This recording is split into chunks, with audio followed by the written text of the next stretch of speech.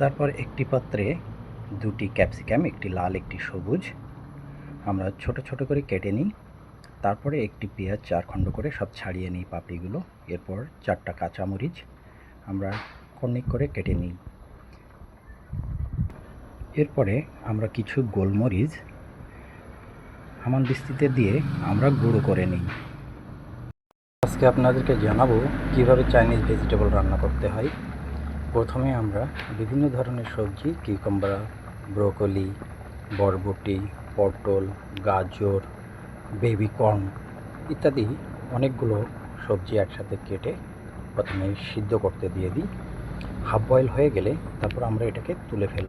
আমরা একটি কড়াইতে সামান্য কিছু অলিভ অয়েল বা সয়াবিন তেল দিয়ে নিব। এরপর ননভেজ করার জন্য আমরা কিছু চিংড়ি মাছ দিয়ে নিব।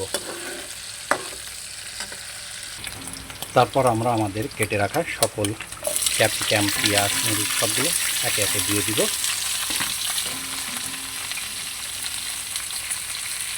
এর মধ্যে পেঁয়াজ, ক্যাপসিকাম হালকা করে ভেজে নিয়ে সকল মিক্স ভেজিটেবলগুলো দিয়ে দিব। দেখুন কি চমৎকার কালারফুল লাগছে। এবার একটু হালকা নেড়ে চেড়ে আমরা 1 কাপ পরিমাণ পানি দিয়ে দিব। দিয়ে দিয়েছি স্বাদ মতো লবণ এবং টেস্টি সল্ট, সাথে আমাদের আগের থেকে গুঁড়ো করে রাখা গোলমরিচের গুঁড়োটি দিয়ে দিয়েছি। এই মিক্স ভেজিটেবলের মধ্যে আমরা আমাদের প্রথম থেকেই গুলে রাখা কর্নফ্লাওয়ার দিব অল্প অল্প করে। আসলে আপনারা যতটা ঘন চান ঠিক ততটাই কর্নফ্লাওয়ার দিবেন মেপে মেপে। দেখবেন আপনাদের সবজিটি ঘন হয়ে একদম পরিপূর্ণ প্রফেশনাল চাইনিজ ফুডের মতো হয়ে গেছে। আমাদের মিক্স ভেজিটেবলটি কত চমৎকার হয়েছে।